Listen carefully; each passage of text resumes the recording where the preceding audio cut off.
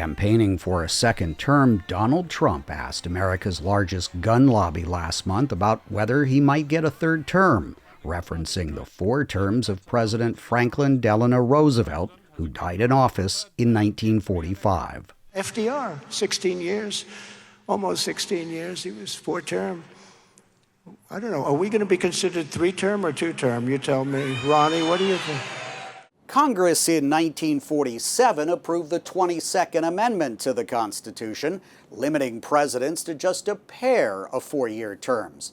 That became law in 1951, after the amendment was ratified by the necessary 36 of the then 48 states.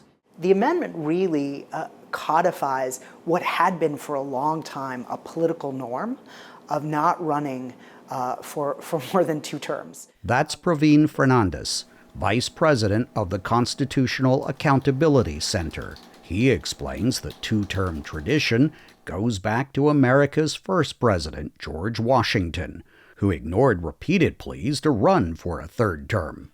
With the start of the Second World War, Franklin Roosevelt broke with that tradition in 1940 and won a 4th term in 1944 as well. I, Barack Hussein Obama. Since the 22nd Amendment, 6 presidents have served 2 full terms, the most recent being Barack Obama. A prominent supporter for President Joe Biden, actor Robert De Niro, labels Trump a tyrant who wants to be president for life.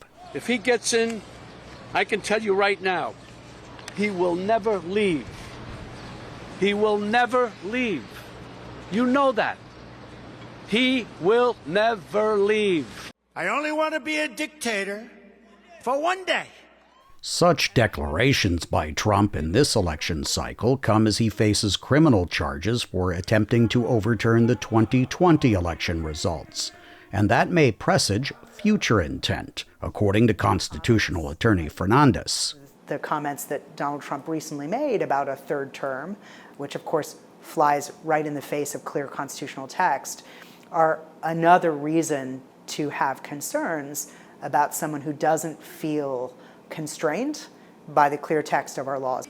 The President of the United States. For Trump to legally pursue a 3rd term, the 22nd Amendment would have to be repealed, and that would require a 2/3 vote in both chambers of Congress, and then ratification by at least 38 of the 50 states.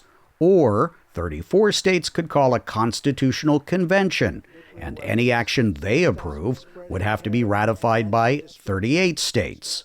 Only once in American history has a constitutional amendment been repealed.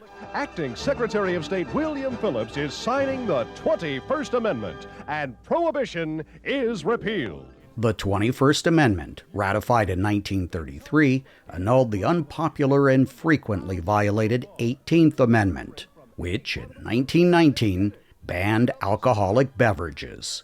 Steve Herman, VOA News, Washington.